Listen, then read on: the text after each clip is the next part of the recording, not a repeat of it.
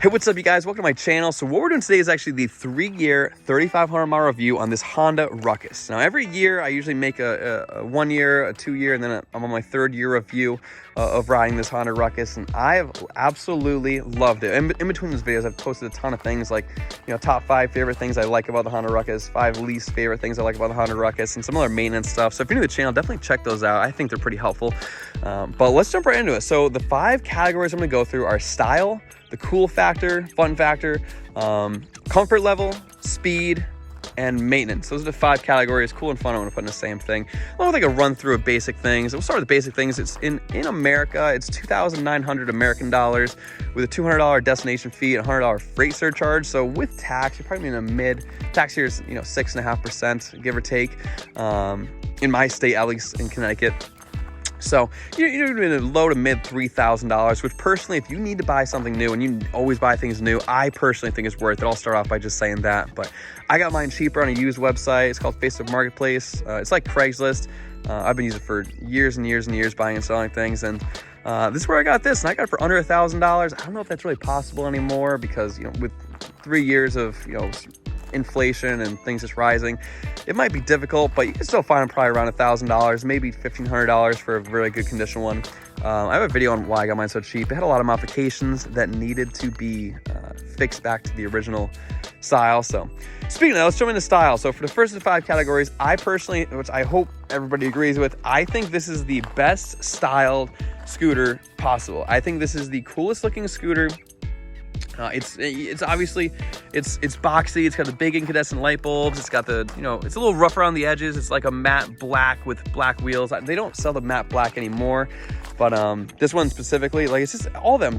They're pretty just cool, almost military-like styling, boxy scooters. The style is incredible. The style, I would give a 10 out of 10. I think there's almost basically nothing wrong with it. Yamaha Zuma is pretty cool. It's kind of similar with the front headlights, but personally I like this one a lot better. The Yamaha Zoom is a 2-person, which I'll jump in the second category, the fun factor.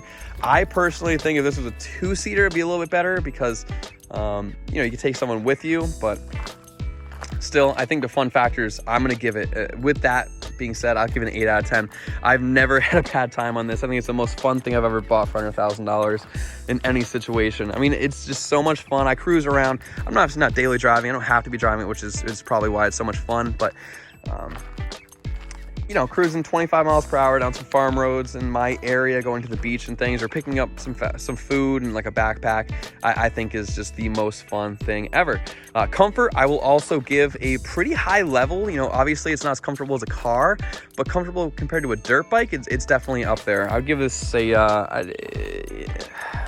I give it another 8 out of 10 because I've definitely driven it for 6 hours straight, come home, and obviously I'm a little sore, but it's just like what you get for driving something on 2 wheels for that long, which again, 3,500 miles is different than driving 3,500 miles by car.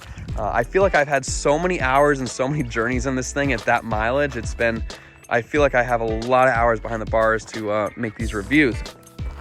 So comfort level, I still think is pretty good. Speed, I also think is good for what it is. You gotta remember what it is though. Obviously, it's illegal and not able to go on a highway, but on a main road, it cruises with me about 160 pounds. It cruises around 38 to 40 miles an hour, 35 to 40 miles an hour, maybe a little over 40 downhill.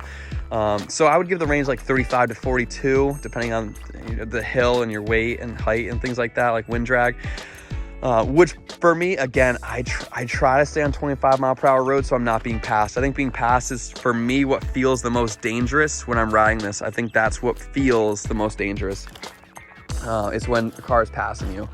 So speed, I think you can't really rate it out of 10, but for a scooter, it's a 10. For a scooter, I think you expect to go about that fast. If you had a second person on the back of a Yamaha Zuma, it'd probably go slower, but yeah, I personally think that's plenty fine for what I'm using it for. And then maintenance, I have a video on maintenance.